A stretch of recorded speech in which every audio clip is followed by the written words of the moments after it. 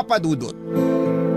Tayo mga tao ay may kakayahang mag-aruga o mag-alaga hindi lang ng ating sarili kundi maging ng mga mahal natin sa buhay. Kaya lang minsan ay nakakalimutan natin ito dahil nagkakaroon tayo ng ibang prioridad. Ibang tao o bagay na mas gusto nating alagaan kesa sa ating sarili at pamilya. Lahat ng yon ay napagdaanan ko. At mula sa mga karanasang yon ay natuto ako kaya naman nag-decide po ako na ibahagi ang mga natutuhan ko sa programa ninyong Barangay Love Stories. Pero bago ang lahat ay magpapakilala muna ako.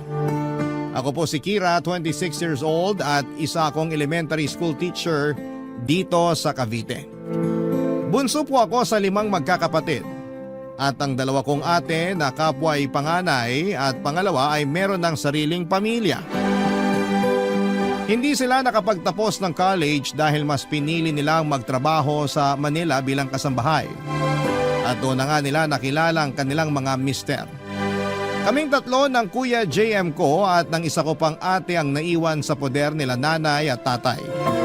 At nung nasa 18 years old ako taong 2016 ay nagpaalam sa amin si Kuya JM na magtatrabaho na siya sa Maynila bilang truck driver, Papa Dudut.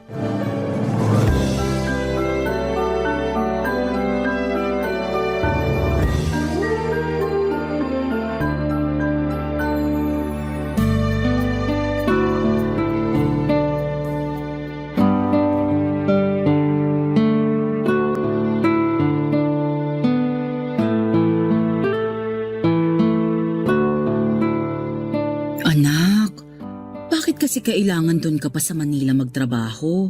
Hindi ba pwedeng dito na lang sa atin? Pwede naman po, Nay. Pero mas maraming oportunidad sa Manila. Katulad nitong kumpanya kung saan pinasok ako ni Ninong. Mataas ang arawan nila doon kumpara dito sa atin. Saka may pabigas pa sila buwan-buwan. Malaking tulong yun sa pamilya natin. Pero hindi ko pa rin mapigilang mag-alala. Siyempre, hindi ka naman uwian. Tapos malayo ka pa sa amin ng tatay at mga kapatid mo. Malaki naman na po si Kuya, Nay. Kayang-kaya na po niya yung sarili niya. Oo nga. Buti pa si Kira, may tiwala sa akin. May tiwala naman ako sa'yo. Nagkakaganito lang ako kasi magulang ako. Balang araw kapag naging mga magulang din kayo, maiintindihan ninyo yung nararamdaman ko. Basta ako hindi muna ako mag-aanak. Bata pa kaya ako. Dapat lang, no? Pag-aaral mo at tupagin mo, Kira. Kaya nga ako magtatrabaho sa Manila kasi gusto ko makapagtapos ka ng kolehiyo. Hayaan mo anak, babantayan kong mabuti ang si Kira. Sasabihin ko sa'yo lahat ng ginagawa niya rito. Grabe naman po kayo, Nay. O bakit? Tama lang naman yun para alam ng Kuya JM mo kung saan napupunta yung perang kinikita niya. Hindi ko naman po sasayangin sa kung saan-saan ang pera ni Kuya. Huwag na po kayong mag-alala. Sa bagay, tama rin naman si Kira. Kasi simula pa lang elementary, consistent honor student na siya. Kaya naniniwala ako na makakapagtapos siya ng college. Oo naman. Pangarap ko rin naman makapagtapos eh. Pangarap din ng buong pamilya yan. Kaya sana wag mong sayangin yung pagkakataon na binigay sa'yo. Kuya naman eh. Kung magsalita ka parang musmus pa rin na bata ang turing mo sa akin. Siyempre gets ko na yung sinasabi mo. Pangako, mag-aaral ako ng mabuti at magtatapos ng kolehiyo. Pangako yan ha. Oo nga. Pero JM, bibisita ka pa rin naman dito sa atin, di ba? Opo, kapag holiday po. Susubukan ko rin umuwi kapag rest day. Pero di po ako mangangako. Ha? Bakit naman? Sinabihan na kasi ako ni Ninong na hindi raw fix yung oras ng uwian naming mga driver. Lalo kung malayo yung pagdidelivera namin. Baka raw sobrang late na kami makauwi sa barracks. E di itulog na lang daw namin imbis na umalis pa. Sa bagay, nakakapagod nga yun. Huwag na kasi kayo masyadong clingy kay Kuya. Nandito naman kami ni Ate. Ano bang pinagsasasabi mong masyadong clingy dyan? Kung makaasta kayo, parang mawawalan kayo ng anak. Natural! Mapapalayo sa atin yung kuya mo. Oo nga po. Pero hindi naman kayo ganyan kaklingi sa 2 ate namin nung umalis at nagtrabaho sa Manila. Alam ko na. Siguro kasi paborito niyo talaga si Kuya JM. Ano bang pinagsasasabi mong bata ka? Totoo naman, di ba? Kasi siya lang yung nag-iisang lalaki sa aming magkakapatid. Kaya paborito niyo siya ni tatay. Si Kuya JM din ang pinakamasipag at matulungin. Buti naman at alam mong masipag at matulungin ang kuya mo. Kaya sana, pag alis niya, maging masipag at matulungin ka rin rito, lalo na sa bahay natin. Sakit niyo naman magsalita. Masipag at matulungin naman po ako Nauutusan naman ako. Oo nga, pero laging may kabuntot na reklamo. Kuya naman. Totoo naman, kaya huwag ka ng mga tuwiran. Tapos magtataka ka pa kung bakit malungkot ako na aalis ang kuya mo? Sabi ko nga po hindi na.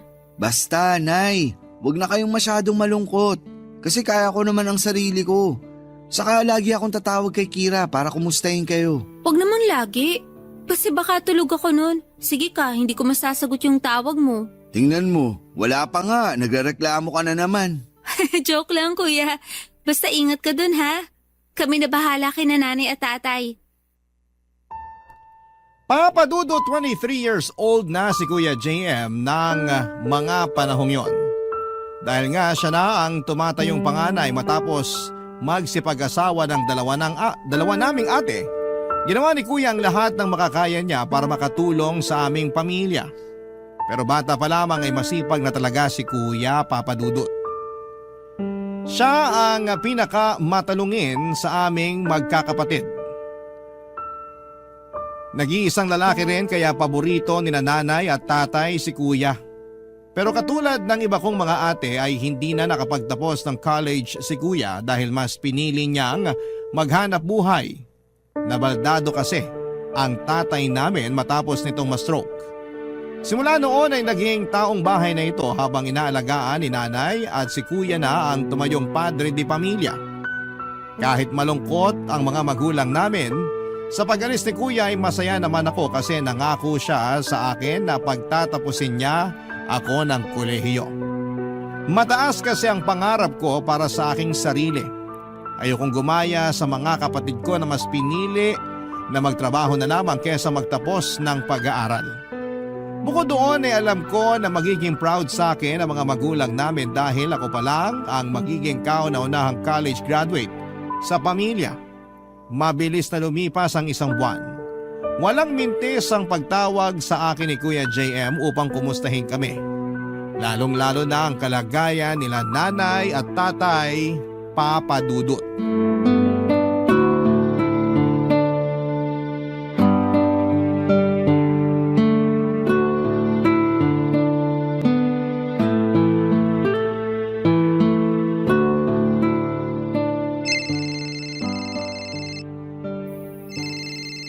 Sino pa kasi itong tumatawag? Si Kuya pala. Sagutin ko na nga. Hello, Kuya? Bakit ang tagal mo namang sagutin? Sorry kasi kababalik ko lang. Inutusan ako ni nanay bumili ng toyo sa tindahan tsaka yelo. Medyo galit na nga siya kasi kinulang daw yung toyo niya pang adobo. Tapos hindi pa niya mautusan si ate dahil busy sa ibang bagay. Kaya ayun, naiwan ko na yung cellphone ko kasi nga nagmamadali ako. Ganun ba? Oo. Pero bakit ka napatawag? May nangyari ba dyan? Wala naman. Gusto ko lang kayong kumustahin nila nanay at tatay. Okay lang naman kami. Pero si nanay pala inuubo tsaka sinisipon kasi naulanan nung isang araw. Uminom na ba siya ng gamot? Oo, kaya lang minsan ang tigas ng ulo. Paanong matigas ang ulo? Tinatamad uminom ng gamot kasi ganito o ganyan. Basta ang daming dahilan. Siyempre pinagsasabihan ko naman siya na paano siya gagaling agad kung hindi siya iinom ng gamot. Pero nangangatwira na itutubig na lang daw. Kaya lang pati ba naman yun kinakatamaran? Kasi pag umiinom daw siya ng tubig, lagi naman siyang naiihi.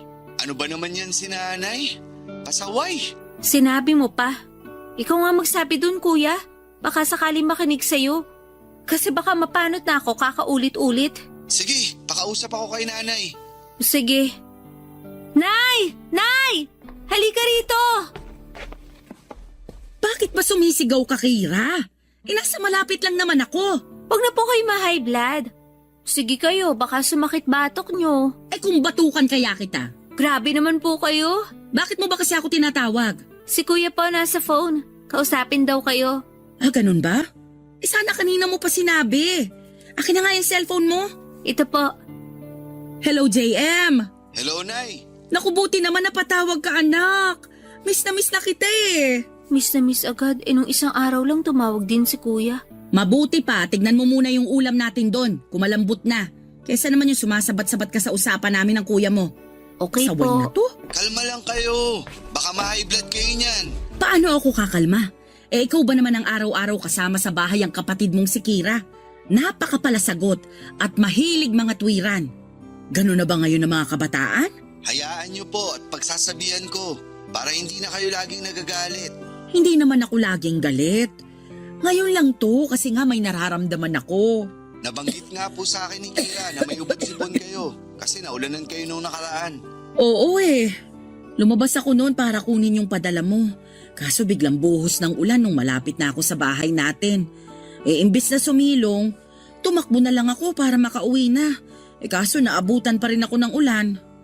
Pero ayos naman ako. Yan po ba yung ayos? May iniinom naman na akong gamot. Na kinatatamaran niyo rin daw inumin. Yan ba yung sinabi nung magaling mong kapatid? Opo, at mukhang tama nga siya. Ay, nay naman. Paano kayo gagaling yan agad kung hindi nyo iniinom yung gamot nyo? Hindi rin daw kayo umiinom ng tubig. Kasi nagrereklamo kayo na laging nagbabanyo. Baka naman ma-dehydrate kayo niyan. Sorry anak ha. Pasensya na talaga. Okay lang po. Basta wag na po kayong maging pasaway. Para rin naman sa inyo yan. Para gumaling kayo agad. Kasi baka mapagastos pa tayo ng malaki pag lumala yung sakit nyo. Oo eh, naisip ko rin yan. O hayaan mo, simula ngayon, iinumin ko na yung gamot ko. Kay Kuya Ay, kabayo. JM lang pala kayo susunod eh. Bakit naman nanggugulat ka dyan, Kira? Hindi naman po ako nang gugulat. Kakakapin nyo yan. Ewan ko sa'yo.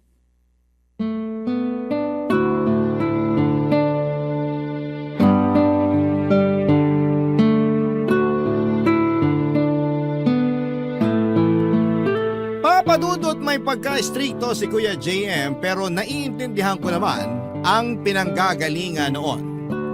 Buti na lang talaga nakinig sa kanya si nanay noong pinagsabihan niya ito na inumin ng regular ang kanyang gamot. Pagkatapos mag-usap ni nanay at kuya, kinausap ulit niya ako. Kinumusta niya ang pag-aaral ko at pinagbili na ng kung ano-ano. Kasama na nga doon na huwag muna akong makipagrelasyon.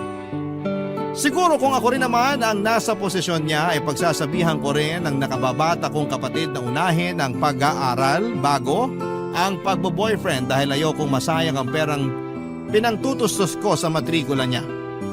Alam ko na concern lamang sa akin si kuya kaya kahit nakakainis na pinagsabihan niya ako ng tungkol sa bagay na matagal ko nang alam ay iniintindi ko na lamang. Lahat ng sweldo ng kuya ko ay pinapadala niya sa amin sa Cavite. Lalo na noong unang 5 buwan ng pagtatrabaho niya. Minsan papadudot ay wala na siyang tinitira para sa sarili niya pero pinagsasabihan ko siya na magtabi rin dahil pag nangailangan siya ay baka wala siyang madukot. Buti na lamang at nakinig sa akin si kuya papadudot. Si nanay naman ay nakapagtabi ng puhunan mula sa mga sweldo ni kuya kaya nakapagsimula siya ng ihaw-ihaw na business. Ang perang kinikita noon ay nakakatulong sa pantustos sa baon ko at iba pang mga gastusin namin sa bahay. Masasabi ko na kahit mahirap lang ang pamilya namin ay masaya kami at kontento dahil nakakaraos kami sa pang-araw-araw. Barangay Love Stories. Barangay Love Stories. Papadudot mabilis na lumipas ang 4 na taon. Nakapagtapos na ako sa kursong education at noong nakapasa ako sa licensure examination. Upang maging ganap na teacher ay ganoon na lamang ang saya ng pamilya ko. Nakapagturo naman ako noon sa isang pampublikong paaralan kaso ay nagpandemic ng sumunod na taon kaya nahirapan talaga ako sa adjustment. Tapos ay kulang-kulang pa ang mga gamit ko tulad ng laptop, internet, saka printer. Kaya ang Kuya JM ko pa rin ang tumulong sa akin para makapagpundar ng mga gagamitin ko sa pagtuturo online habang naka-lockdown pa. Dahil din sa pandemic ay dumalang ang pag-uwi ng kuya sa bahay dahilan para ma-miss namin siya ng gusto nila nanay at tatay. Kaya nga pinagbutihan ko talaga ang pagtuturo kasi nahihiya na ako sa kuya ko. Graduate na ako at lahat-lahat pero siya pa rin ang pangunahing nagpapasok ng income sa pamilya namin. Lalo na noong pare-pareho kaming tinamaan ng COVID-19 virus ni nanay at isa ko pang ate. Nangako ako sa sarili ko na kapag nagamay ko na ang bagong sistema ng edukasyon, ng mga panahong yon ay makakabawi na ako sa lahat ng tulong at sakripisyo ng kuya ko sa amin. Mabilis na lumipas ang 3 taon, 2022 na. At dahil sa pagluwag ng protocol ay nakalabas na ang mga tao sa bahay nila at unti-unti nang bumalik ang lahat sa normal. Nagtatrabaho pa rin noon ang kuya sa Manila pero nakakabisita na naman sa amin sa Cavite. Lagi niyang sinasabi sa akin na proud siya sa narating ko sa buhay. Kahit na noon ay pakiramdam ko wala pa akong napapatunayan.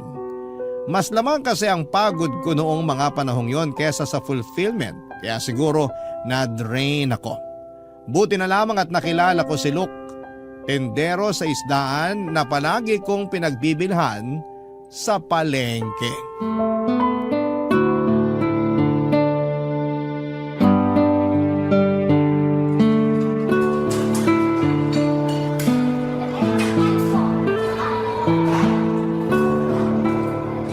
Itong burger para sa'yo, pati itong pineapple juice. Tapos, itong fries naman tsaka apple pie sa akin. Thank you.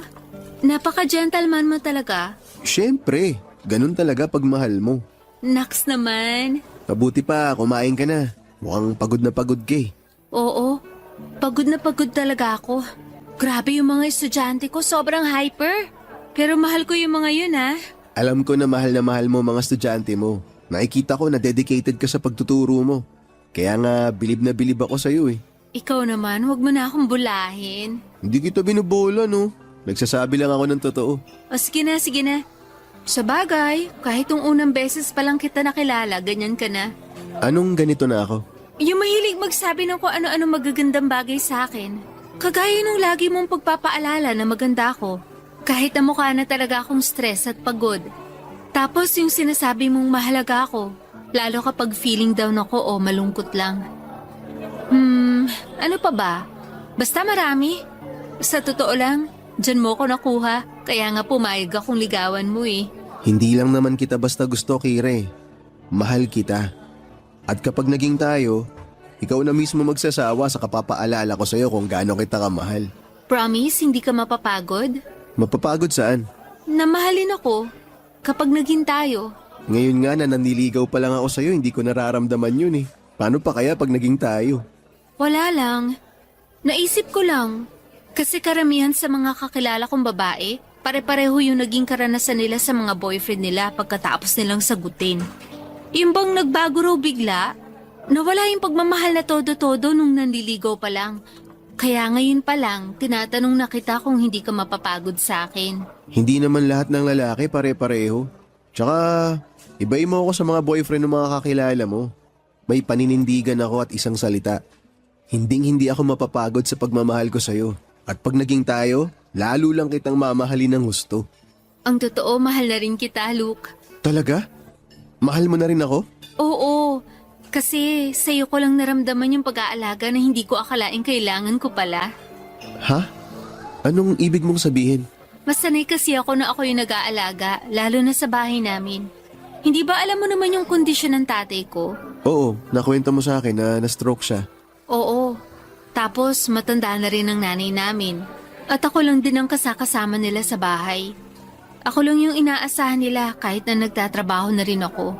Kaya nga mas lalo mo ako napabilib eh. Kasi marami ka nang ginagawa sa eskwelahan. Pag uwi mo, marami ka pang ginagawa sa inyo. Hindi na nga ganun karami simula nagturo ako. Noon kasi ako talaga yung naaasahan ni nanay na magpaligo kay tatay. Pero ngayon hindi ko na siya masyadong natutulungan. Ang hirap kayang paliguan ni tatay kasi mabigat.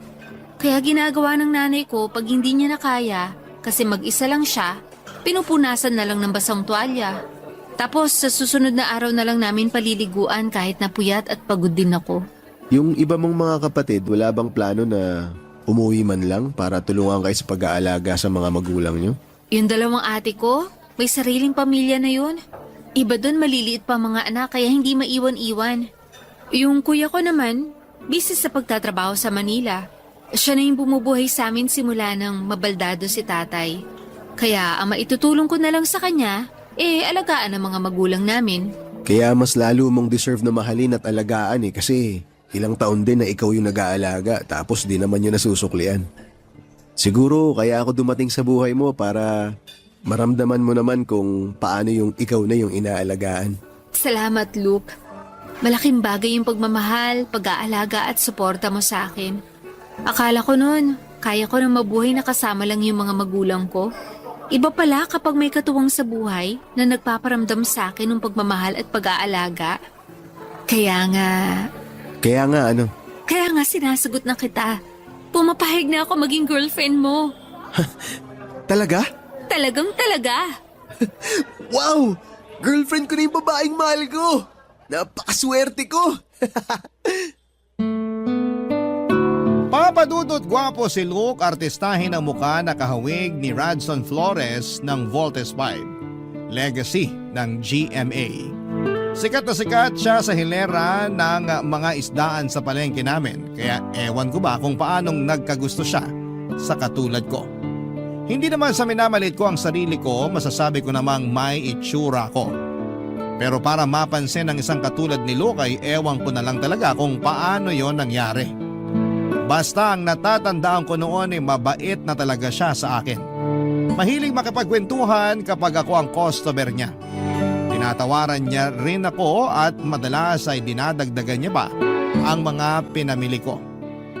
Nung hingin niya ang cellphone number ko ay agad ko yung ibinigay sa kanya. At doon na nga nagsimula ang pagkakaibigan namin na nauwi sa pag-iibigan. Nang sagutin ko si Luke ay nakaramdam ako ng labis na saya at gaan sa damdamin.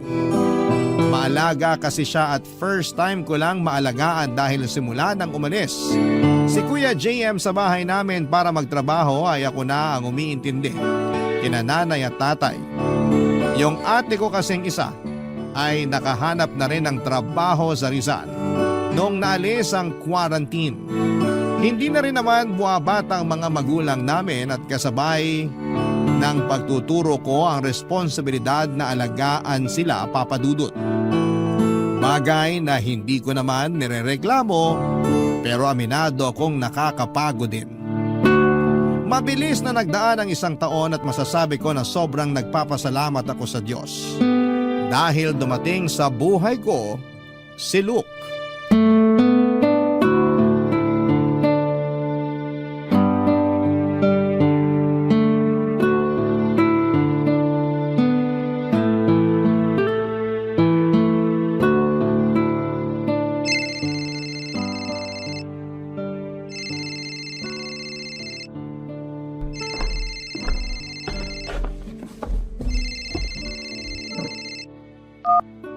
Hello?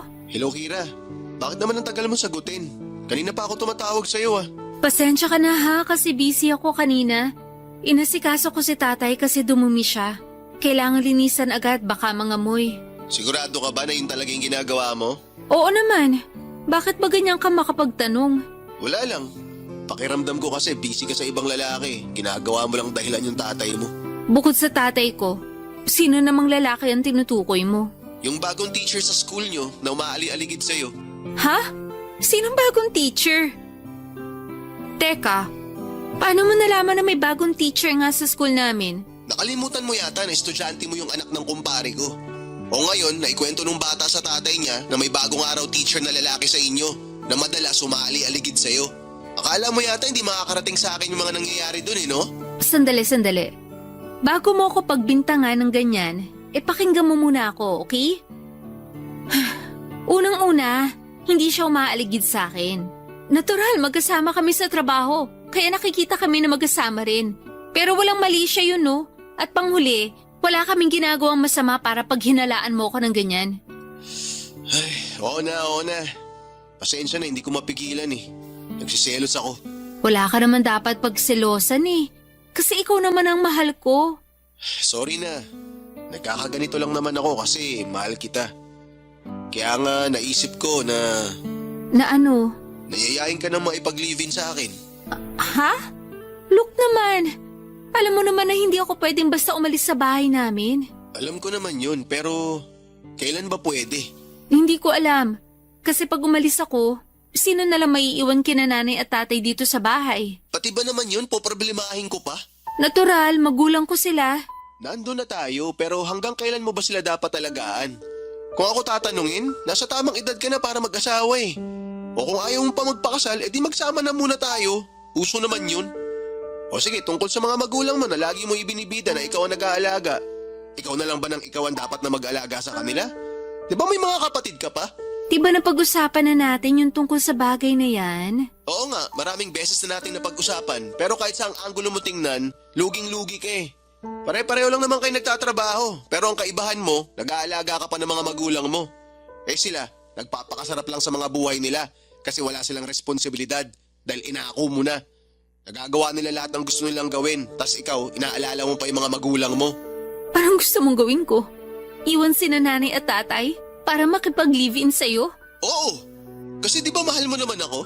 Mahal kita, pero mahal ko rin naman ang mga magulang ko. Yan ang hirap sa'yo eh. Mga magulang mo lang mahal mo. Saan naman ang galing yan? Alam mong hindi yan totoo. Kasasabi ko lang na mahal kita, di ba? Kung mahal mo talaga ako, papayag ka sa gusto kong mangyari. Hindi naman mahirap gawin yun eh. Tsaka 1 taon na tayo magkarelasyon. Sapat na panahon na yun para magsama na tayong dalawa. Ewan ko, pero pwede bang pag-isipan ko muna? Pag-iisipan mo pa talaga? Ay, sige, pag-isipan mo. Pero wag mong tagalan ha. Pag nainip ako, iiwan talaga kita, sinasabi ko sa'yo. Hello, Luke? Hello? Bakit mo naman binaba? Hindi pa nga tayo tapos mag-usap eh. Papadudot na gulat ako nang yayain na akong makipag-live-in ni Luke. Pero ang mas ikinagulat ko ay kung paano niya pala tingnan ang pagtira ko pa rin sa bahay kasama sina nanay at tatay dahil nga sa responsibilidad kong alagaan at bantayan sila. Aaminin ko na nakakaramdam ako ng matinding tampo sa boyfriend ko na mga panahong yon. Akala ko kasi ay concern siya sa kapakanan ng mga magulang ko. Pero mukhang nagkamali ako. Pero sa aming dalawa ay mas galit si Luke dahil sa hindi ko agad pagpayag na makipag-live-in sa kanya. Nanlamig siya sa akin at naging mailap kaya naman naapektuhan ako ng gusto. Lalo na sa pagtatrabaho ko. Madalas papadudot ay balisa ako, lutang at naiiyak na lamang sa kalagitnaan ng klase ko. Mahal na mahal ko kasi si Luke at ayokong masira ang relasyon namin. Doon ko nga naisip na may punto rin naman ang mga sinasabi niya, papadudot, tungkol sa pagkakakulong ko sa mga responsibilidad ng pag-aaruga sa mga magulang namin na mga panahong magkasintahan kaming dalawa, papadudot. Barangay Love Stories. Barangay Love Stories. Papadudot dahil po sa hindi ko pagpayag na makipag-live-in kay Luke ay lumala ang pagsiselos niya. Dahilan para dumalas ang pag-aaway namin. Lagi na niya akong pinaghihinalaan na merong iba kahit na wala naman talaga. Naging mas malamig pa siya sa akin kaya't natakot ako ng gusto na baka mambabae siya o maghanap ng iba. Dahil sa nangyayari sa relasyon namin ay nagka-anxiety ako, papadudot. Ayoko mawala sa akin si Luke kasi mahal na mahal ko siya. Naapektuhan na rin ang problemang yon sa aming relasyon ang kalusugan ko.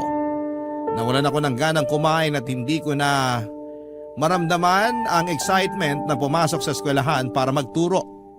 Kaya nga natambakan ako ng maraming trabaho dahil parang lalo akong nawindang dahil sa mga pangyayaring yon at mapagod.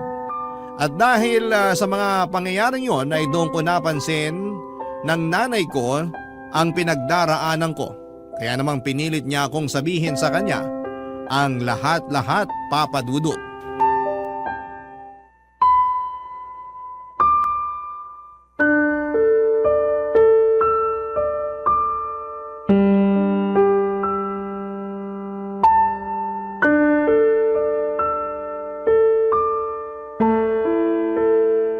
Napapansin ko lagi kang balisa, anak ka. May pinagdaraanan ka ba? Wala po, Nay. Anong wala? Halatang halata sa boses mo. Sige na, Sabihin mo na sa akin kung anong nangyayari para naman matulungan kita. Si Luke po kasi. O bakit? Hiwalay na ba kayo? Hindi pa po pero nanlalamig siya sa akin. Ha? Bakit naman? Kasi po, Kasi ano? May ginawa ka ba kaya siya nagkakaganon? meron po. Huwag mong sabihin ng lalaki ka, Kira. Nay naman syempre hindi po. Hindi ko magagawa yun kasi mahal ko si Luke. Bakit nga siya nanlalamig sa'yo? Sabi mo may ginawa ka, kaya siya nagkaganon. Ano ba kasi yon? Niyaya niya po ako makipag-live-in. Ano? Live-in? Ibig sabihin aalis ka na rito sa bahay natin? Opo, kung pumayag ako. Pero sabi ko, pag-iisipan ko po muna. Ano pag-iisipan pa? Sana sinabi mo sa kanya na hindi ka pumapayag. Po? Hindi mo ba ako narinig? Sana sinabi mo na hindi ka pumapayag. Hindi yung pag-iisipan mo pa. Bakit naman po hindi ako papayag, Nay? Mahal ko po si Luke. Mas mahal mo pa si Luke kaysa sa amin ng tatay mo? Hindi po, pero... Pero gano'n na rin yun. Kung makikipag-live-in ka na sa boyfriend mo, paano na lang kami ng tatay mo? Sinong katulong ko sa pag-aalaga sa kanya? Sige nga. Alam mo namang matanda na rin ako. Kung minsan nga alagain na rin ako tapos aalis ka pa. Naisip ko naman po yun, pero... Pero tama naman si Luke na kailan ako pwedeng umalis sa pamamahay natin para naman unahin ang sarili ko. Hanggang kailan ko po kayo aalagaan ni tatay? Hindi lang naman ako yung anak nyo. Paano naman po ko? Paano naman po yung buhay na gusto ko? Sinasabi mo bang perwisyo kami ng tatay mo sa'yo? Hindi naman po sa ganun. Hindi raw. Pero yun ang pinaparamdam mo sa amin ng tatay mo. Sana po maintindihan niyo yung punto ko. Mahal ko po si Luke. At nasa tamang edad na kami para magsama. Hindi ko naman kayo pinipigilang magsama. Pero wag muna ngayon. Bakit po? Para lalo niyo ako makulong sa responsibilidad ng pag-aaruga sa inyo ni tatay? Napakawalang utang na loob mo. Kung makapagsalita ka, akala mo hindi mo kami magulang ah. Sa totoo lang, pagod na po akong alagaan kayo ni tatay. Pagod na ako sa pagtatrabaho. Pagod na ako sa buhay ko. Buti pa sina kuya at yung ibang mga ate ko, nagagawa nila kung anong gusto nila. Pero paano naman ako? Parang hindi naman po kasi patas. Ilang taong ko na rin kayo inaalagaan ni tatay. At kahit na ngayon na may sarili na akong trabaho, inaalagaan ko pa rin kayo kahit napapagod na ako. Tapos akala ko susuportahan niyo ako sa gusto ko mangyari sa relasyon namin ni Luke. Yun pala, kayo pa yung mangunguna na pagbawalan akong gawin yung bagay na gusto ko. Umalis ka! Sige, gawin mo na ang gusto mo. Total, masamang anak ka naman eh. Makasarili. Akala mo may mararating ka sa ugali mong yan? Sisiguraduhin kong makakarating sa Kuya JM mo yung sinabi mo sa akin. Tignan natin kung hindi magalit sa iyo yung kuya mo. Papadudot aminado akong nagulat ako sa naging reaksyon ni nanay matapos kong sabihin sa kanya ang pinagdaraanan ko. Pati na rin ang plano kong pagkonsidera na makipag-live-in kay Luke. Nasa tamang edad na rin kasi kami ng mga panahong yon. Buong akala ko ay susuportahan niya ang desisyon ko sakaling sabihin kong gusto ko nang makipag-live-in at pakisamahan sa isang bubong ang boyfriend ko. Pero dahil nga sa mga sinabi niya sa akin ay napatunayan ko na tama nga si Luke. Na makasarili ang mga magulang ko dahil ayaw nila akong palayain sa responsibilidad ng pag-aaruga sa kanila. Hindi nga nagtagal ay nakarating sa kaalaman ng kuya ko ang sumbong ni nanay tungkol sa pag-uusap namin. At tulad ng inaasahan ay galit na galit sa akin ang kapatid ko noong tinawagan niya ako sa cellphone. Dismayado raw siya sa akin dahil mas gusto ko pang iwanan ng mga magulang namin at sumama sa iba kesa alagaan sila. Nang mga panahong yon ay may kinakasama na rin si Kuya JM at suportado ni nanay at tatay ang pakikipag-live-in niya. Pero pagdating sa akin ay tutol sila. Kaya useless na rin magpaliwanag kay Kuya dahil sarado ang pag-iisip niya. Sarili lamang niya ang mahalaga sa kanya. Kaya ang ginawa ko ay tinuloy ko ang pakikipag-live-in kay Luke dahil para sa akin ay toxic na ang pamilya ko. Nangupahan kami ni Luke sa isang maliit na kwarto sa kabilang barangay lang. Pero pagkalipas ng 2 buwan, iba't ibang tao ang pumupunta sa inuupahan namin para singilin ng utang ang kinakasama ko. At nang tanungin ko siya tungkol doon ay inamin niya na may mga inutangan nga siyang tao pero hindi niya masabi sa akin kung saan niya dinala o ginamit ang pera. Nagalit ako sa kanya pero mas nagalit siya sa akin. Ang ending, papadudot, ako na lang ang nagbayad ng mga utang niya kahit masama ang loob ko. Pero may mas isasama pa pala ang loob ko sa kinakasama ko. Lalo noong lumala ang adeksyon niya sa pag-inom ng alak. Lagi na siyang naglalasing at ang dahilan niya ay natanggal daw siya sa pinagtatrabahuhang isdaan. Ang dinig ko naman ay ayaw na raw sa kanya ng may-ari dahil hindi naman pagtatrabaho, kundi pag-online games lang ang inaatupag niya. Dahil nga sa mga nangyari, sa akin niya binunton ng frustration niya. At paglasing siya, ay pinagbubuhatan niya ako ng kamay. 2 buwan ko ring tiniis ang pananakit niya sa akin dahil mahal ko siya. Hanggang isang araw ay kinumusta ako ng Kuya JM ko nung umuwi siya sa amin sa Cavite. Tinawagan niya ako sa cellphone at nakiusap siyang umuwi ako sa bahay para makita nila nanay at tatay dahil miss na raw nila ako. Papa Dudut.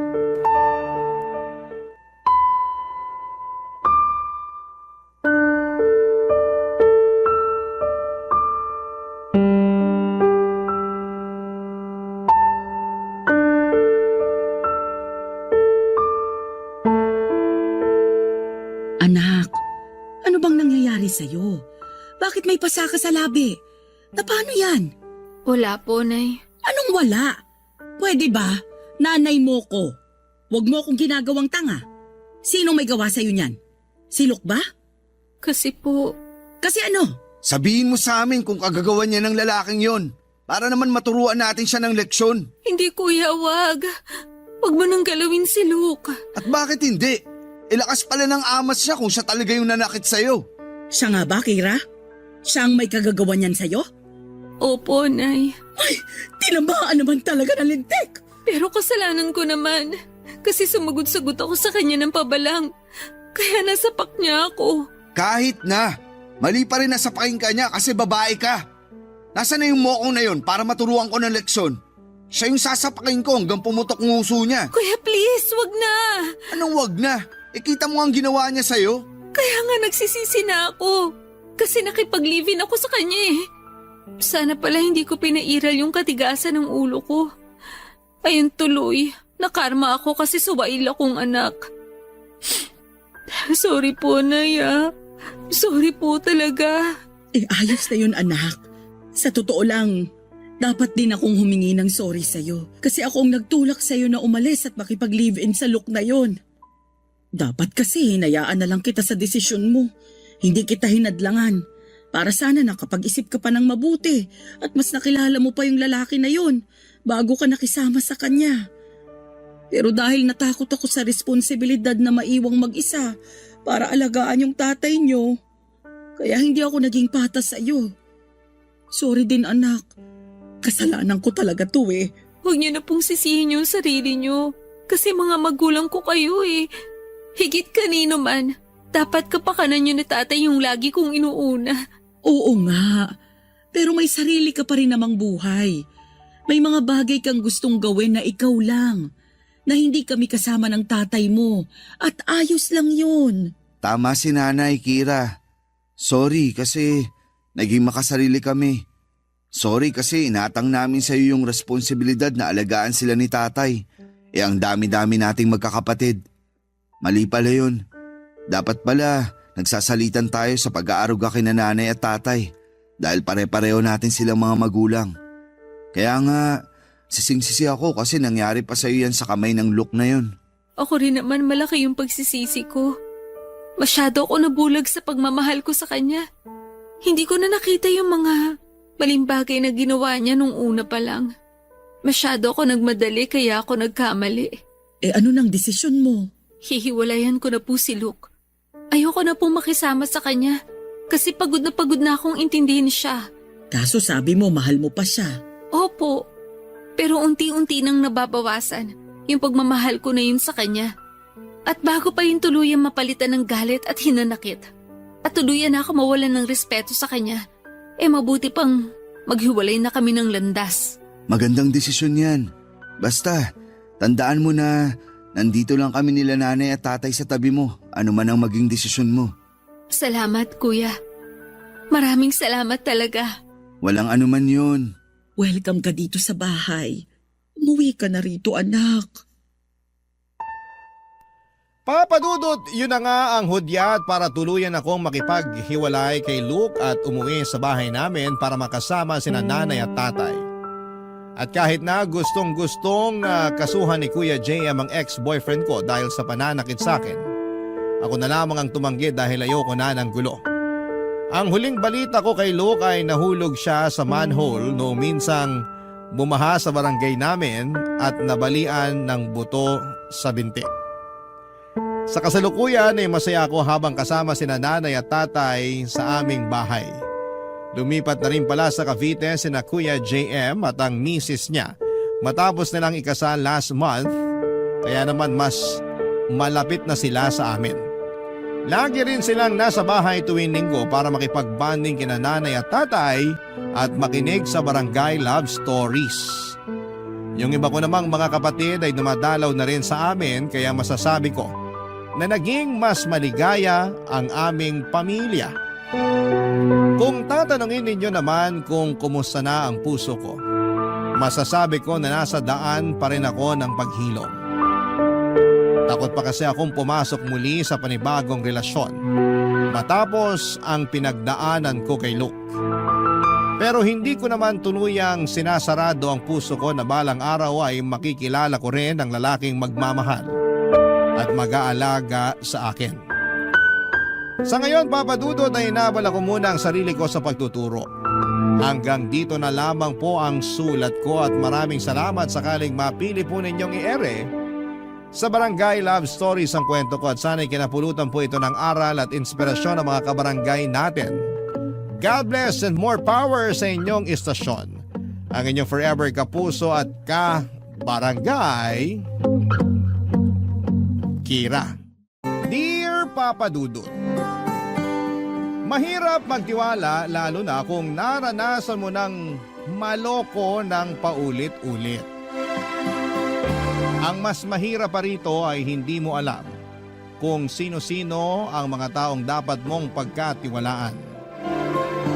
Ako po si Amber, 25 years old at sales lady sa isang butik sa kilalang mall dito sa Parañaque. Lumaki naman ako sa maayos at kumpletong pamilya. Ang nanay at tatay ko na siguro ang isa sa mga pinakamasipag na taong nakilala ko. Sila ang inspirasyon ko kung bakit patuloy ako sa pagsusumikap sa buhay.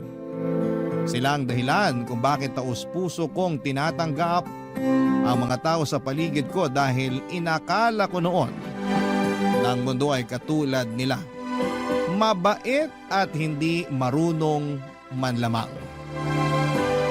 Pero sa pagtanda ko ay napagtanto kong hindi pala ganon kasimple ang mundong ginagalawan natin, Papa Dudut. Nagkalat sa paligid ang mga taong mapagsamantala at manloloko. At isa nga ako sa mga naging biktima. Mula sa pagiging mapagtiwala ay nagsimula akong magkaroon ng trust issues sa mga tao simula nang paulit-ulit akong niloko ng mga taong pinagkatiwalaan ko. 19 years old lamang ako noong unang umibig ang puso ko. Na-in-love ako, Papa Dudut, sa isang 29 years old na engineer kung saan kalaunan ay nalaman ko na meron na pala itong sariling pamilya. Ang sumunod namang boyfriend ko ay noong 22 years old ako. Magkapareho lamang kami ng edad pero hindi rin nagtagal ang pagsasama namin dahil nahuli ko siya na marami palang ibang kausap na babae sa Facebook. Ang huling boyfriend ko naman ay nabuntis nito ang kapitbahay nila na ex-girlfriend pala niya. 3 beses akong umibig. 3 beses din akong niloko at sinaktan. Kaya naman simula noon, Papa Dudut, ay naging maingat na ako sa mga lalaking kinikilala ko. Mahirap buuin ang sarili lalo na kung ibinigay sa mga lalaking inakala kong aalagaan ako ang pagkatao ko.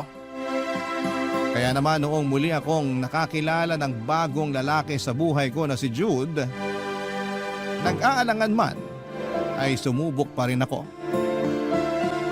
Pero sa pagkakataong yon, ay dala ko na ang mga aral na natutunan ko mula sa mga nauna kong relasyon. Papa Dudut.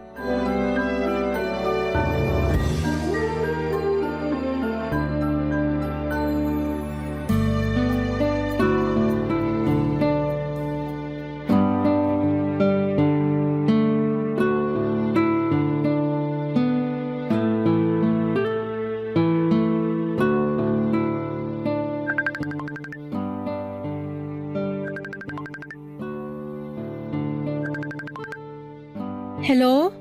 Hi, magandang gabi. Kumusta ka? Okay naman. Eto katatapos lang kumain, ikaw. Okay lang din. Nagre-review ako ngayon. Nagre-review ka pala, bakit ka tumawag? Ipinahinga ko lang tong mga mata ko.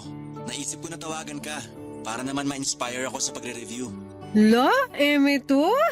Open mo cam mo para makita kita.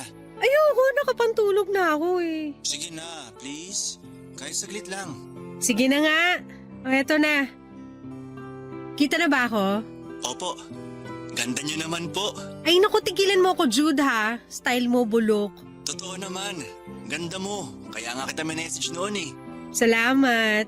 Ano naman nire-review mo? Yung para sa klase namin bukas. May oral recitation kami. Hindi ba nakakapagod yung ginagawa mo? Pagkatapos mo pumasok sa school, papasok ka naman sa work mo, tapos pag uwi, review ulit. Mabuti may lakas ka pang natitira. Nakakapagod pero kailangan gawin eh. Huwag mo sanang masamain tong tanong ko ha, pero paanong hanggang ngayon nag-aaral ka pa rin? Lagi ka bang bagsak sa klase? Hindi naman. Wala kaming pera eh. Kaya nakailang beses akong tumigil. Bilang bunso, mas priority ng mga magulang ko noon na pag-aralin sina ate at kuya. Kaso pagkatapos graduate, nagkapamilya agad sila. Kaya imbis na matulungan ako sa pag-aaral, hindi na nila nagawa kasi may kanya-kanya na silang pamilya na ginagastusan. Kaya ka nagtatrabaho ngayon para matustusan mo yung pag-aaral mo? Ganun na nga. Kung hindi ko gagawin yon, hindi ako makakapag-aral. At alam naman natin na kapag wala kang diploma, pahirapan ang makahanap ng trabaho. Totoo naman yan. Pero grabe ang pagod mo nun. Nasanay na lang din yung katawan ko. Parang automatic na nga eh. Na paglabas ng school, diretso agad sa trabaho. Pagka uwi, maliligo, kakain, magre-review, matutulog. Pero syempre ngayon, nagbago na yung routine ko. Paanong nagbago?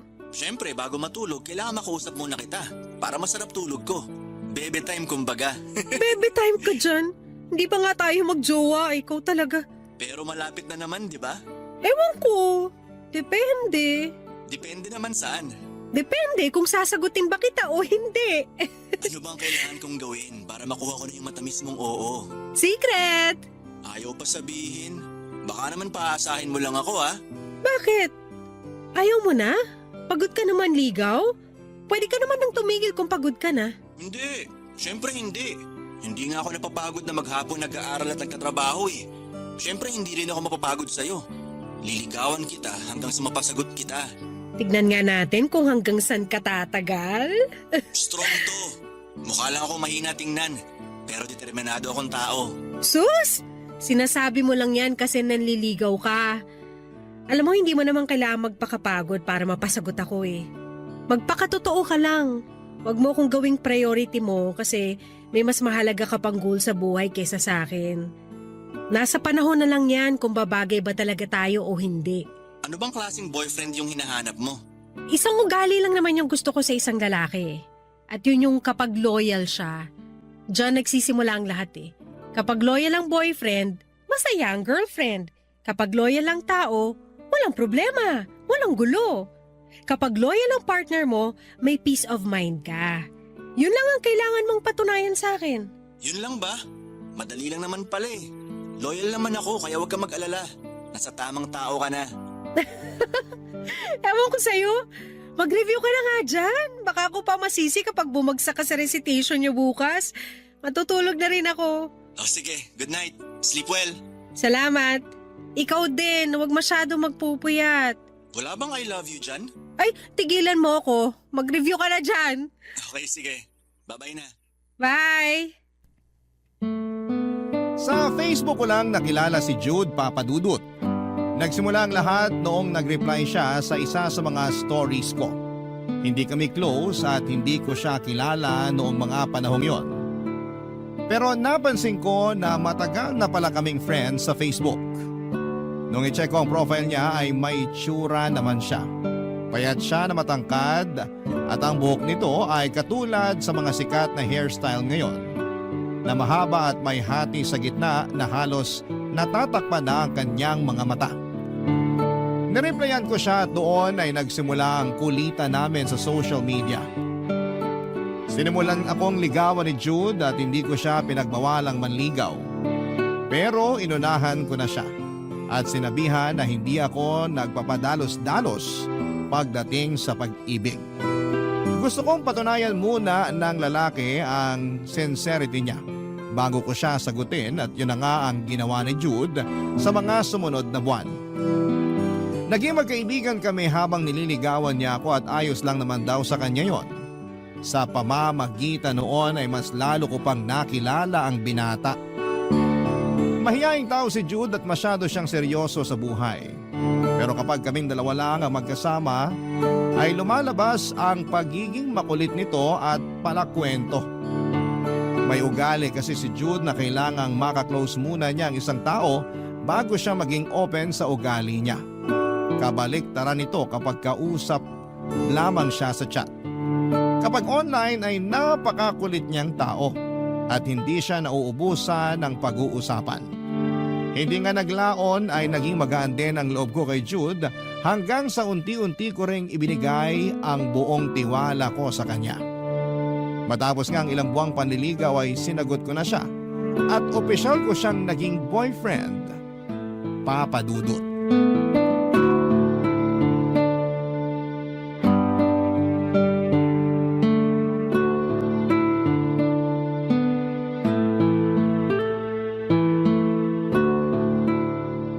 Uy, Jude, sure ka ba talaga na pwedeng pumunta rito sa rooftop? Baka mamaya mahuli tayo Bakante naman tong building na to, kaya pwedeng pumasok kahit na sino. Kahit na, private property pa rin to. Kaya pwede tayong kasuhan ng trespassing nung may-ari kung sakali.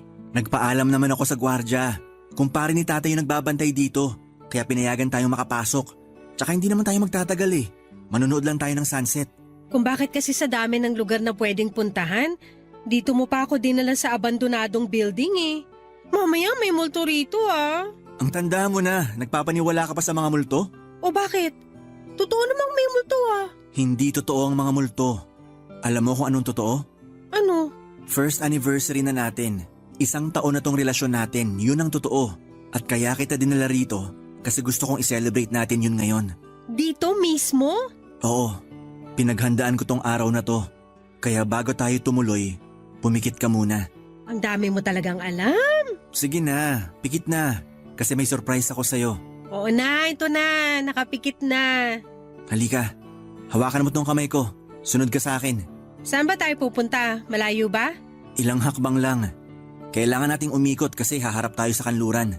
Bakit naman sa kanluran? Basta, makikita mo mamaya kung bakit. Check mo yung dinadaanan ko Baka madapa ako. Mahulog pa ako. Ang taas pa naman ng building na to. Huwag kang mag-alala, malayo naman tayo sa gilid Eto na, nandito na tayo. Pwede ko na bang buksan to mga mata ko? Oo, pwede na. Wow! Ikaw nag-ayos lahat nito? Oo, ayos ba? In fairness nag-effort ka pa. Picnic sa rooftop. May romantic side ka pala. Siyempre naman, para sa'yo yan. Nagdala talaga ako ng picnic blanket para ma-enjoy natin yung paglubog ng araw. Kaya pala kailangan nakaharap sa kanluran. Sakto, wala nakaharang na building dito banda. 'Di ba? Galing kong pumili ng lugar, no? Imbis na kandila, kato lang nakasinde. Para hindi tayo malamok habang kumakain. Scented yan, kaya mabango. Salamat! Ang sweet mo talaga. Hindi ako nagkamali na sinagot kita. Sabi ko naman sa'yo wala kang pagsisisihan kapag ako yung naging boyfriend mo. Asus, oo na. Halika na, umupo na tayo. May binili akong pizza at soft drinks. Dapat pala nagdala rin ako ng pagkain para may share naman ako kahit papano. Hindi mo kasi sinabi na magde-date pala tayo ngayon. Nakasuot pa naman din ako ng uniforme galing trabaho. Hinahabol ko kasi yung sunset Ako nga naka-school uniform pa Traffic na kasi kanina, kaya dumiretso na ako sa trabaho mo para masundo kita. Sayang kung hindi natin maaabutan yung sunset. Sa bagay, hindi na natin kailangan magbihis kasi dalawa lang naman tayong nandito. Ang importante ngayon, magkasama tayo nagse-celebrate. Totoo naman. Salamat, Jude.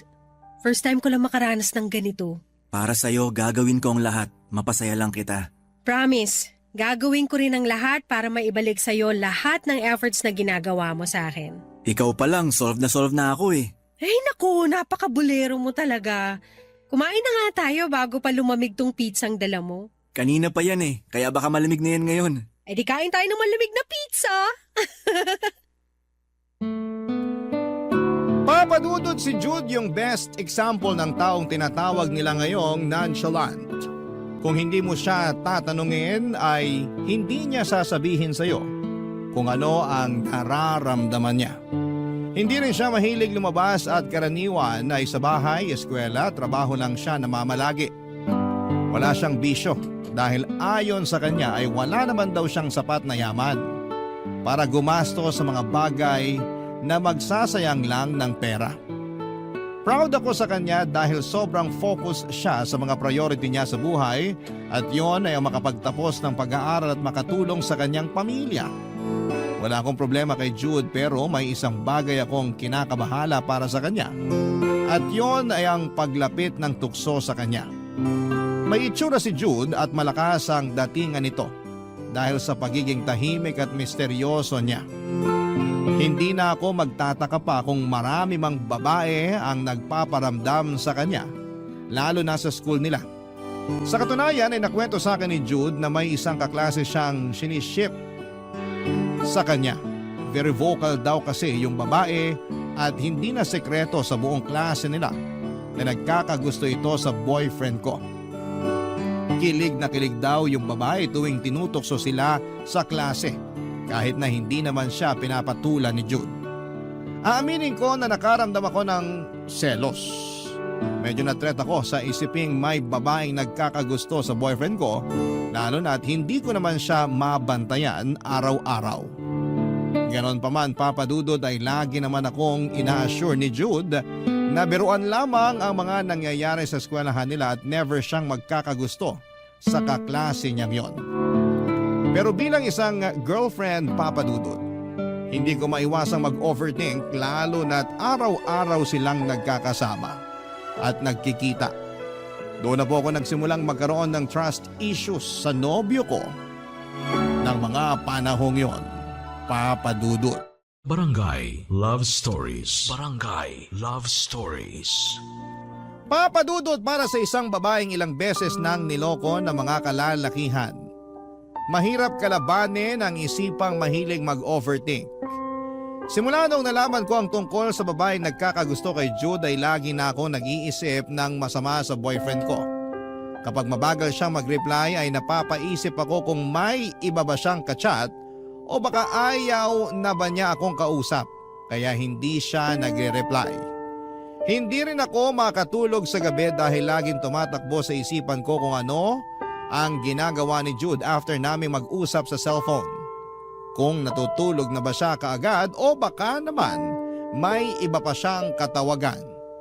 Lagi ko noong tinetest si Jude at tinuhuli kung may ibang babae ba siyang kinakausap. Dumating nga noon sa puntong gumawa pa ako ng fake account at gumagamit pa ako ng peking pangalan at picture ng magandang babae para i-chat siya. Nagpanggap ako na interesado ako sa kanya at nilandi ko siya online gamit ang peking Facebook. Saka lang napanatag ang loob ko nung hindi kinagat ni Jude ang sinet up ko para sa kanya. Kinawento pa nga niya sa akin na may babae raw na nagchat-chat sa kanya sa Facebook kahit na alam kong ako naman yon at ibang pangalan lamang ang ginamit ko. Napatunayan ko noong time na yon na loyal nga sa akin si Jude. Agad ko ring dinilit yung Facebook na ginamit ko para sa kanya at saka bumawi sa boyfriend ko. Papa Dudut, may isang araw noon na kailangan magstay ni Jude ng late sa eskwelahan nila dahil may research silang tinatapos. Naisip ko na puntahan siya sa eskwelahan nila pagkatapos ng trabaho ko. Sinamahan ko siya sa research na ginawa niya at para na rin mabakuran ko siya at makita ng mga kaklase niyang meron siyang girlfriend. After noon ay lumabas kami at inilibre ko siya ng dinner, Papa Dudut.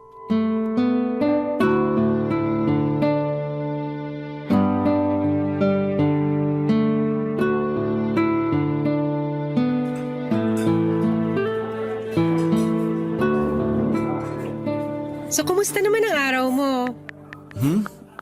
Okay lang. Medyo busy sa school.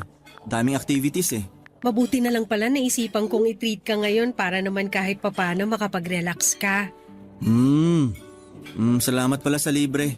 Walang anuman. So, after nito, saan ka na? Diretso ka na sa work. Wala akong pasok sa trabaho ngayon. Nagpaalam ako. Bakit? Huy, tinatanong kita kung bakit. Ha? Ano yun? Ang sabi ko, bakit hindi ka papasok sa trabaho mo ngayon? Nag-request ako ng off sa boss ko ngayong araw kasi marami akong requirements na kailangan tapusin. Ganun ba? Requirements ba talaga yung kailangan mong tapusin? O baka naman may ibang tao ka pang kailangang atupagin? Anong ibig mong sabihin? Ewan ko sa'yo. Kanina ka ba dyan sa phone mo? Requirements din ba yan sa school? Habang kumakain tayo, nakatutok ka sa cellphone. Pati ngayon, nakausap kita. Hindi ka man lang makatingin sa akin. Sino ba kasi ang kausap mo dyan? Nag-a-update lang ako sa mga kaklase ko. Para saan naman? Kasama mo na nga sila buong araw eh. Hanggang ngayon sila pa rin ang kausap mo. May group project kasi kami na ginagawa ngayon. Baka tanggalin ako sa grupo kapag hindi ako nakikooperate.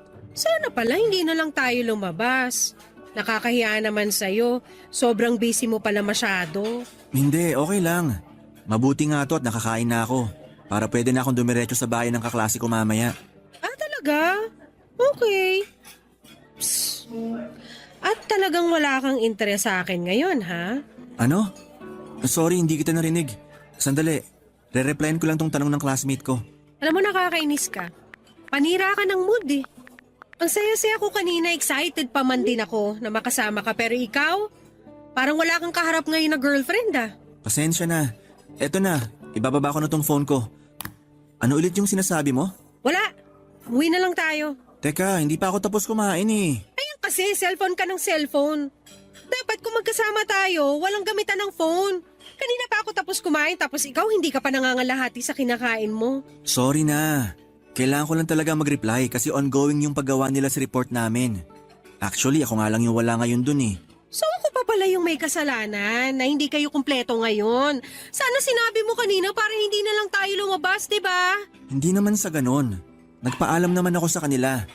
May ilang tanong lang sila tungkol sa parte na nakatoka sa akin. Fina-finalize na kasi nila yung report namin. Bukas na kami magpipresent eh. Umuwi na tayo para makapunta ka na dyan sa paggawa ng report nyo. Baka mamaya ako pa sisihin ng mga kaklase mo. Ubusin ko lang to. Sayang yung pagkain eh. Bahala ka dyan, uuwi na ako. Amber, teka lang. Nagtatampo ka na naman ba? Sino namang hindi maiinis? Nag-effort pa ako na sunduin ka sa school nyo para lang makasama kita ngayon tapos ganito gagawin mo sa akin? Sorry na. Babawi ako sa susunod. Kahit wag na. Uuwi na lang ako. Sandali, ihatid na kita. Hindi wag na. Doon ka na sa mga kaklase mo. Amber naman eh. Amber, sandali lang. Sanay na po si Jude sa pagiging moody ko kaya naman kahit galit ay hindi siya naiinis. Never niyang sinabayan ang galit ko at tuwing tinotoyo ako ay hinahayaan lamang niya akong maglabas ng sama ng loob ko. At pagkatapos noon ay saka niya ako susuyuin. Alam niyang overthinker ako kaya naman ginagawa niya ang best niyang umiwas sa mga bagay na maaaring ikasira ng utak ko. Palagi rin niya akong sinasabihan na hindi siya magloloko na never siyang tutulad sa mga naging ex ko. Sa mga pagkakataong ganoon ay napapanatag ako ng ilang araw pero after that ay babalik ulit ang pagdududa na nararamdaman ko. Sa mga sumunod pang buwan, papadudot ay mas lalong lumala ang pag-overthink ko. Isa nga sa mga dahilan nito ay palagi kasi akong nakakapanood ng cheating videos sa isang online video app. Marami akong nababasang experiences ng mga kababaihan at kung paano sila niloloko ng mga boyfriend nila. Sa panahon ngayon ay marami na raw modernong paraan ng pag-cheat at yon ang nagtitrigger sa anxiety na nararamdaman ko. Inilista ko ang mga iba't ibang cheating style na napapanood kong online at sinubukan ko itong i-check kay Jude kung ginagawa ba niya ang mga ito. Una, sa contact list daw ng isang cheater ay may mga phone numbers na nakasave na aakalain mong hindi importanteng tao. Kunwari pangalan ito ng tropa nilang lalaki o contact number ng isang kainan. Pero ang totoo ay phone number pala yon ng babae nila. Pag-check ko sa contact list ni Jude ay wala pa sa 10 numero ang nakasave doon at lahat ng nandun ay pawang number ng kamag-anak niya. Ang sunod ko namang chinek ay ang inbox niya sa ibang apps tulad ng email at mga shopping applications. Minsan, doon daw nag-uusap ang mga manloloko at so far ay walang ganong ginawa si Jude. Pero isang application sa phone niya ang hindi nakaligtas mula sa akin. Ang sabi kasi online, kapag may app na ganon ng isang lalaki ay red flag na raw para sa lalaki. At nagulat ako nang nakita kong may ganong klaseng application nga si Jude sa cellphone niya, papadudot.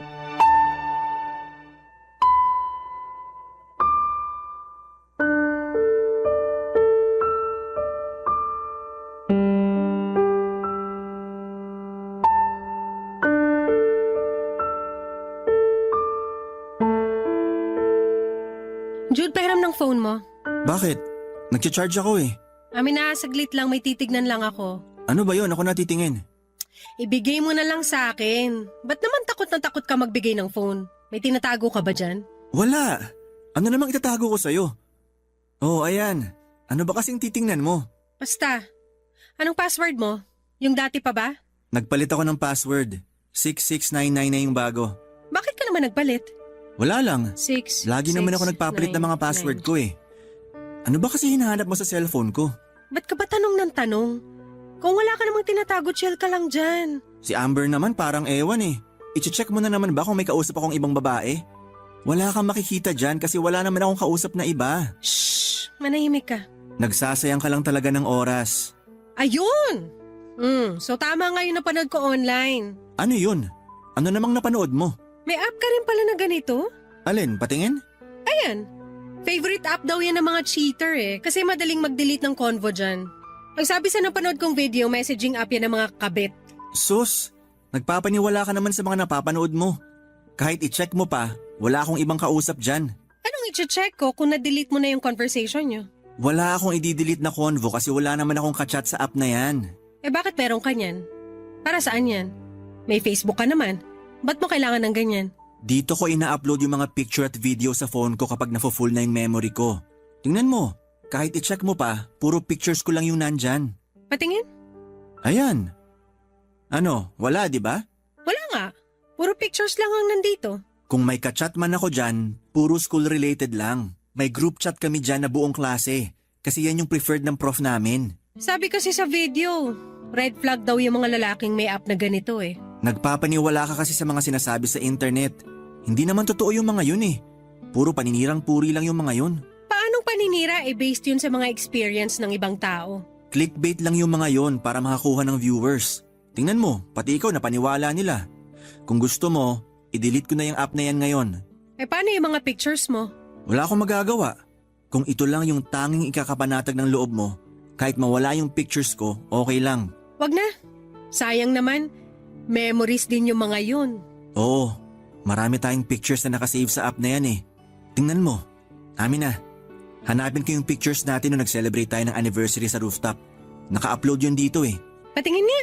Wait lang, hinahanap ko na. Ayun, Oh, short hair ko pa dyan oh. cute nga eh. Send mo nga sa akin yan. I-download mo na rin yung app na to. Kasi magandang mag-send ng pictures at videos dito. Hindi pumapangit yung resolution. Kapag sa Facebook kasi, pumapangit yung quality eh. O sige, da-download ko yan.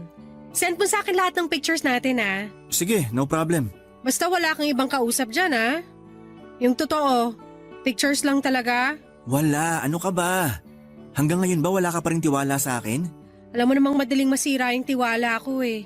Sabi ko naman sa'yo, hindi ko sasayangan yung tiwalang ibinigay mo sa akin. Oo na. Ano ulit yung pangalan ng app? Ito ba yon yung Color Blue? Oo, yan nga. O ito, downloading na. Simula nung araw na yon ay para bang lagi nang may pag-aalinlangan sa puso ko kahit na nasiguro ko namang walang ibang kausap si Jude sa app na yon. Alam kong hindi maganda ang ugali kong yon na lagi kong pinag-iisipan si Jude na may masamang ginagawa. Pero hindi ko naman ginustong maging ganon, Papa Dudut. Sobrang dami na lang kasing nangyayaring panluloko sa buhay ko. Pati na rin sa ibang tao kaya napakahirap maging kampante. Lalo na't marami na ngayon ang walang pakialam kahit makasira pa sila ng relasyon. Asawa nga naaagaw pa ng iba, si Jude pa kaya na boyfriend ko pa lamang noong time na yon. Hindi nyo rin po kasi ako masisisi dahil pati sikat na mga artista na napapanood sa TV, silang nagiging patunay na napakahirap magtiwala. Si Kylie Padilla nga at Bea Alonso na parehong napakaganda ay nagawa pa ring lokohin ng mga asawa at boyfriend nila. Sure ako na mas madaling lokohin ang katulad ko na napaka-normal lang ang itsura ko. Marami na ring mga nagva-viral ngayon na mga screenshot. Sa sobrang lala ng pag-overthink ko noon ay hindi naiwasang pati ang relasyon namin ni Jude ay naapektuhan na, Papa Dudut. Aminado naman ako na may pagkakataong nakakasakal na ako sa relasyon namin dahil ang dami kong gustong ipagbawal kay Jude para lamang mapanatag ang kalooban ko. Nariyan, Papa Dudut, na pinablock ko sa kanya ang mga babaeng nagchat-chat sa kanya.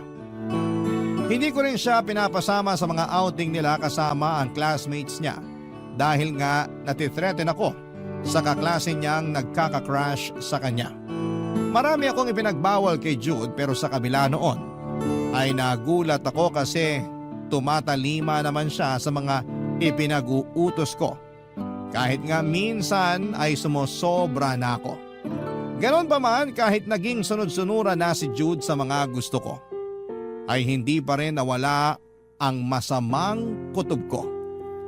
Kaya naman noong panahong yon, isang bagay ang naisip kong gawin, Papa Dudut. Barangay Love Stories. Barangay Love Stories. Papa Dudut, nanonood lamang ako noon ng mga video online nung dumaan sa feed ko ang video ng isang babaeng gumagawa ng mga loyalty test.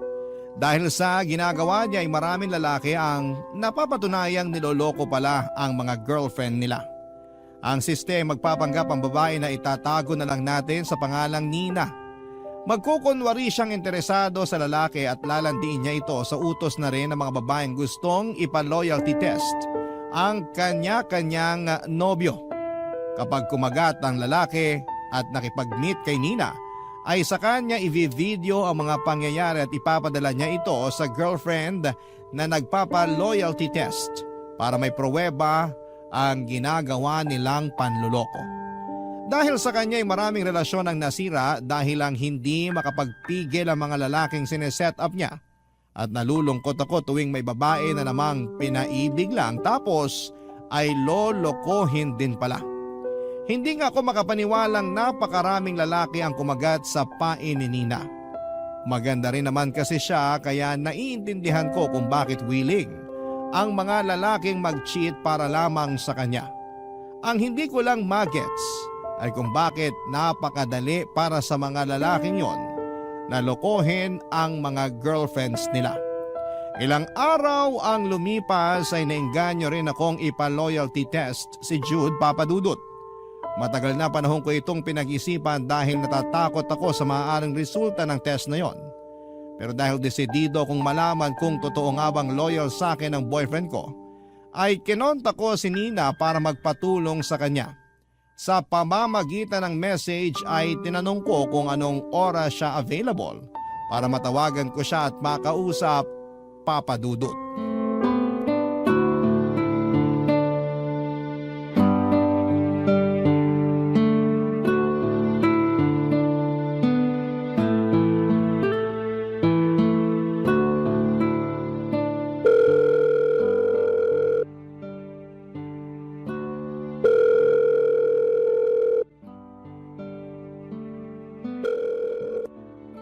Hello?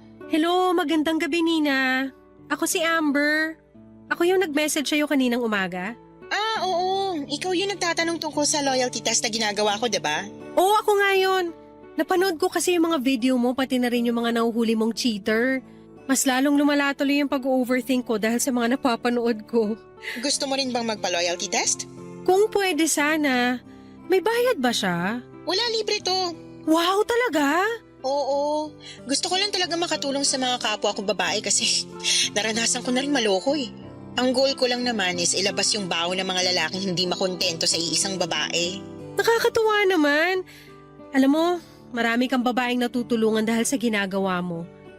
Pero wala bang catch? Wala bang kapalitong pagtulong mo sa akin? Wala naman, pero kung papayag ka, after ng loyalty test na gagawin natin, ipopost ko sana online yung result, whether successful man o hindi, para na rin sa mga fans ko. Oo, okay lang basta wag mo lang ipakita yung mga pangalan namin. Walang problema sa akin yun. Yun lang naman yung hinihingi kong kapalit, wala nang iba. So ano, go ka? Oo, ipapa-loyalty test ko sana yung boyfriend ko, si Jude. Bakit mo naman naisip na ipatest siya? May hinala ka ba na nambababae siya? Hindi ko alam kung hinala ba yung tawag dito sa nararamdaman ko eh. Ilang beses ko na siyang hinuhuli pero wala talaga ako makitang ebidensya na naglolo ko siya eh. Wala siyang ibang kachat na babae. Umiiwas naman siya sa mga taong nagpaparamdam sa kanya pero ewan ko kung bakit parang may laging bumubulong sa akin na may ibang ginagawa yung boyfriend ko. Parang hindi ko alam yung word eh. Gut instinct? Oo, ganun nga. Parang ganun yung nararamdaman ko. Naku girl, trust your instincts kasi, 'di ba? Sabi nga nila na mas malakas ang intuition ng babae kaysa lalaki. Kung tingin mo may mali, malamang may mali nga.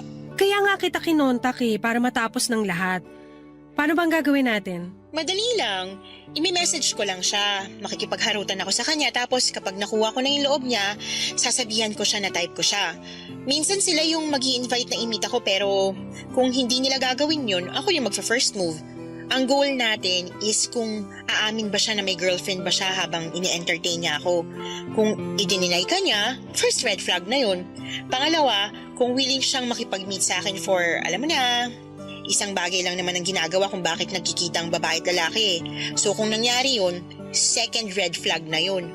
Kapag nakadalawa na, tatanungin kita kung okay na bang ebidensya yun para sa'yo. Kung gusto mong mag-stop na, ibablock ko na siya. Then after that, ikaw nang bahala sa boyfriend mo. So, chat-chat lang tapos meet? Oo, ganun na nga yung mangyayari. Ano, okay lang ba sa'yo yun? Okay lang. Kailan ka magsisimula? Kung gusto mo, kahit ngayon na. Ano ba yung Facebook niya? Ime-message ko sa'yo mamaya. O sige, may tip ka ba sa akin kung paano ko siya i-approach? Hindi siya masyadong makwento sa simula, lalo na kapag hindi ka niya kilala. Pero kapag gumaan na loob niya sa'yo, magiging madaldal na yon. Mahilig siya sa anime. Kunin mo kuliti niya sa pamamagitan nun. Sakto, marami akong knowledge tungkol sa anime. Otaku rin ako eh. Easy na lang to para sa akin. Okay, sige. Ikaw nang bahala. Kinakabahan ka ba? Medyo. Baka kasi hindi maganda yung kalabasan ng loyalty test na to eh. Natatakot ako na baka masaktan ulit tong puso ko. Huwag kang matakot. Kung hindi siya kumagat sa pain, di maganda. Pero kung naisip niya magloko, good riddance siya, girl. Mas maganda yung mas maaga mong malaman. Balitaan mo na lang ako kung ganon. Alright, I got you, girl. Huwag kang mag-alala. Agad na ginawa ni Nina ang trabaho niya. Gamit ang personal account niya sa Facebook ay nag-message siya kay Jude. Hindi raw pinansin ni Jude ang unang chat nito at natuwa ako dahil mukhang hindi talaga siya interesado kay Nina.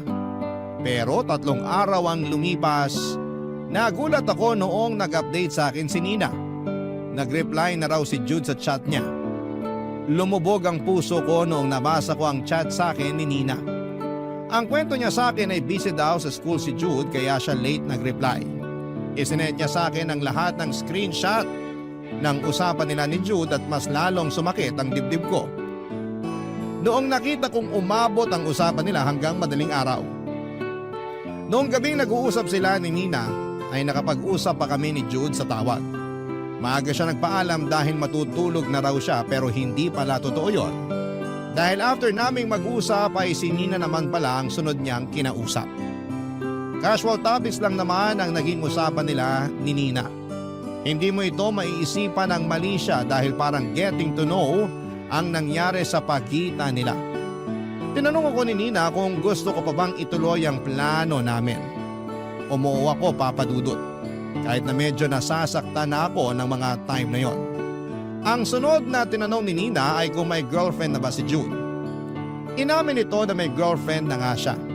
Nagkunwari si Nina na gusto niyang landiin si Jude kahit na may girlfriend na ito, Papa Dudut, pero hindi na raw nag-reply sa kanya si Jude. Sa halip ay blinak na siya or hindi na sila nakapag-usap pa. Nakahinga ako dahil naging successful ang ginawa naming loyalty test ni Nina. Dahil doon ay napatunayan kong loyal nga sa akin si Jude. Pinasalamatan ko si Nina at bilang kapalit ay ipinost naman niya sa account niya ang isa na namang successful loyalty test na ginawa niya. After that ay hindi na ulit kami nag-usap pa ni Nina. Dumaan ng ilang linggo at panatag na ako sa relasyon namin ni Jude. Pinagkatiwalaan ko na siya at lahat ng pagdududa at pag-aalinlangan sa puso ko ay inalis ko na. Ganon pala ang feeling kapag buong buo ang tiwalang ibinibigay mo sa boyfriend mo. Kaso nga lang, habang pauwi na ako sa trabaho noon ay isang kaibigan ang nag-message sa akin. Nakita raw niya si Jude sa food court ng isang mall na may kasamang babae. Kinabahan ako sa nabasa ko at agad kong pinuntahan ng mall na tinutukoy ng kaibigan ko. Nagpunta ako sa food court at doon ay nakita ko nga si Jude na may kasamang babae. Walang iba kundi si Nina. Nagalit ako at nanlumo sa nakita ko. Gusto ko na sana silang sugurin that time, Papa Dudut, pero may mas maganda akong naisip na gawin. Inilabas ko ang cellphone ko saka ko tinawagan si Jude para hulihin sila ng harap-harapan, Papa Dudut.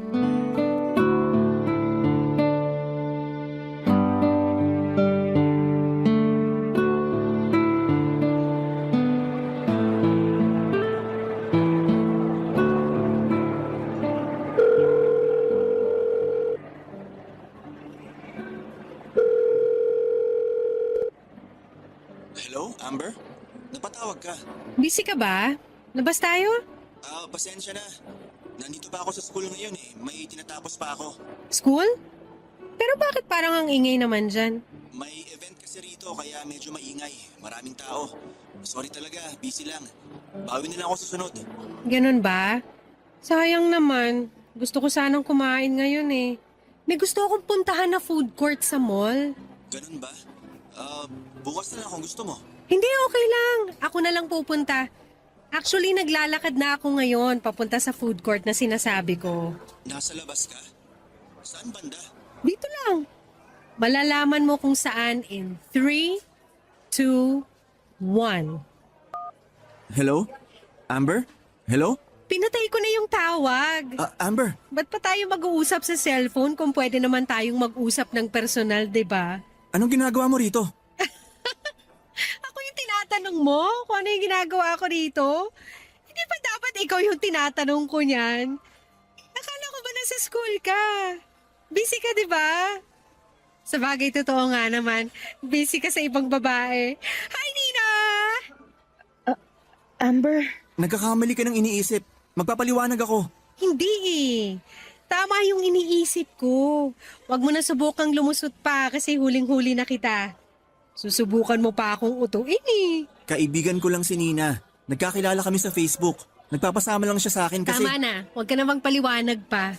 Kailangan ko magpaliwanag para hindi mo ma-misinterpret yung nangyayari. Wala ka na ipapaliwanag, Jude. ako yung magpapaliwanag. Totoo yung sinabi ni Jude, walang mali siya tong pagkikita namin. Nagpasama lang talaga ako sa kanya kasi... Isa ka pa. Ano to? Loyalty test extended version? Di ba nga binlock ka na ni Jude? Hindi ba dapat wala na kayong contact kasi yun yung usapan? Na after ng loyalty test, wala nang communication. Yun lang ang trabaho mo, Nina. I-check mo lang kung gaano ka-loyal yung boyfriend ko sa akin. Hindi mo trabahong agawin siya sa akin. Loyalty test? Anong loyalty test? Teka, magkakilala kayo? Paano nangyari yun? Kinausap ako ni Amber na i-message ka, nalandiin ka kasi gusto niyang ipa-loyalty test ka sa akin. Ano? Totoo ba yun, Amber? Nagdududa siya sa loyalty mo sa relasyon niyo kaya kinunsyaba niya ako. Huwag kang mag-alala, nakapasa ka naman sa test dahil blinak mo ko eh. Pero after ilang araw, in-unblock mo ko saka ka nag-message ulit sa akin. Nag-usap tayo ng ilang araw tapos nagpasama akong kumain sa labas kasi wala akong kasama at pumayag ka. Yun ang nangyari, Amber. Bakit? Wala ka bang ibang kaibigan na pwedeng sumama sa'yo?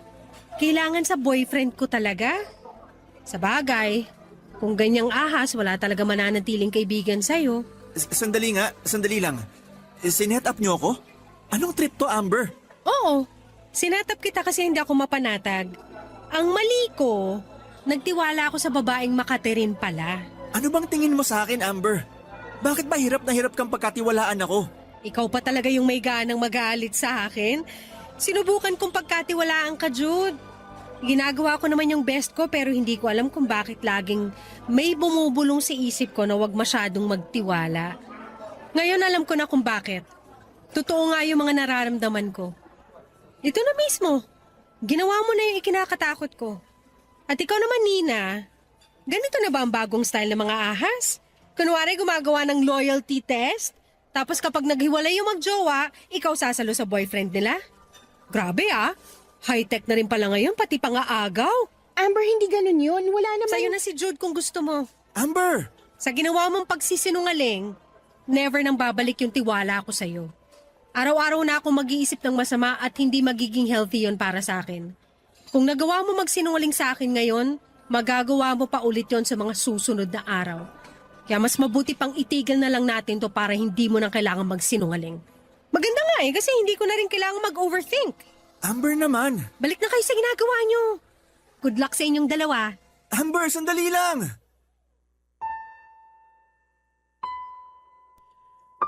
Hindi ako mapagbigay ng second chances, Papa Dudut.